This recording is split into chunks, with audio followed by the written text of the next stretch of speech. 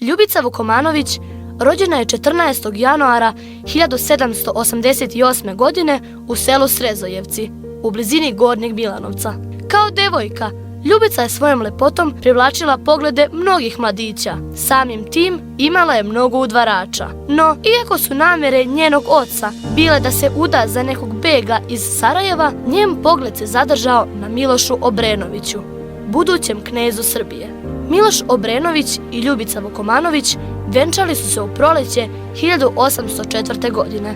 Zanimljivo je da je Ljubičin ručni dever na toj svadbi bio Nikola Milićević Lunjevica, čuveni trgovac, ali i deda buduće kraljice Drage Obrenović. Knez i kneginja su u braku imali 8 dece.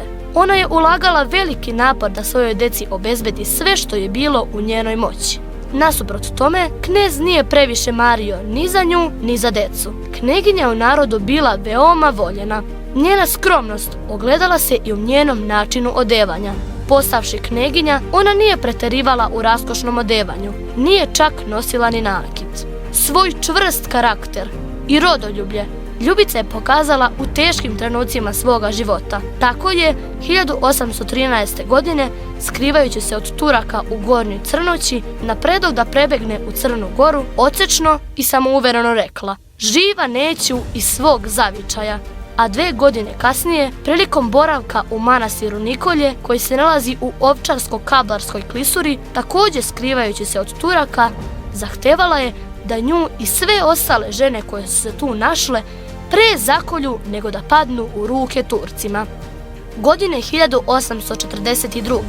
nedugo nakon što je Miloš pobegao iz Srbije, Ljubica biva proterana preko Save u Zemun. Austro-ugarske vlasti je ubrzo šalju dalje od granica Srbije, tačnije za Novi Sad. Godinu dana kasnije, 26. maja, umire. Sahranjena je u manastiru Krušedol na Fruškoj gori. Najveći deo svog života Ljubica je provela u konaku u Kragujevcu sa decom. Taj konak je često nazivan šareni konak zbog šarenih ukrasa na zidovima. Za života Ljubica je inicirala građenje crkve Svetog Dimitrija u Brezni, u blizini Srezojevaca. U samom rodnom mestu srpske kneginje podignut joj je spomenik.